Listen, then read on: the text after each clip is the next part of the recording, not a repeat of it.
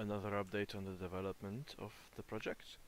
Currently, I'm implementing the something I call the 60% limiter. You can see over here in the screen. It will limit the player from going further than this to the right, and we're implementing this because we intend to bring in speed boosters to the game. These speed boosters will of course facilitate the tug of war, moving in this zone experience that I intended. So if we collide with something and lose speed, unless we have boosters, that ground will forever be lost. And I think it would be more exciting for the player if they had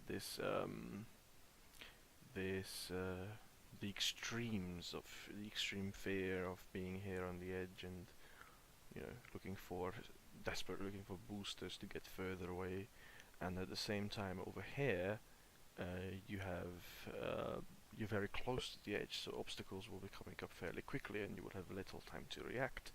So that's a big down if you're here and suddenly something comes and you can't avoid it. Well, then now we're back over here, and this exciting back and forth is meant to be a basis of the experience. So right now, the first thing I was going to do is implement a rather complex FSM on the player itself that decides, have we just collided with something that speeds us up or slows us down? If yes, then test a bull to see if it speeds us or slows us down. But I realized that the whole thing is unnecessary. All I need to do is have an FSM on the limiter, the speed limiter, and the boosters that will simply on trigger enter send change the player momentum that we've defined here, and that's it, and that's all they need to do. This thing in particular, my original idea was to have it as an invisible wall, so that the player literally collides with it and it stops them from moving forward. The problem is that as it's moving along, obviously you can see it right here, it would collide with all sorts of things that it shouldn't be colliding with. So the intent is simply to have it as something that resets your speed to base value.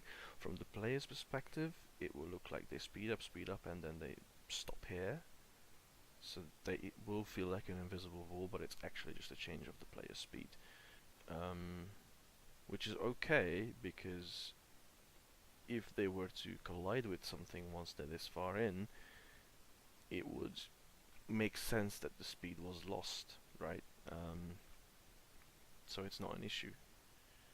And yeah, that's where we are at the moment. So I'm going to set this up to limit player speed on collision, and I'll also introduce a few basic power-ups that will increase the player speed.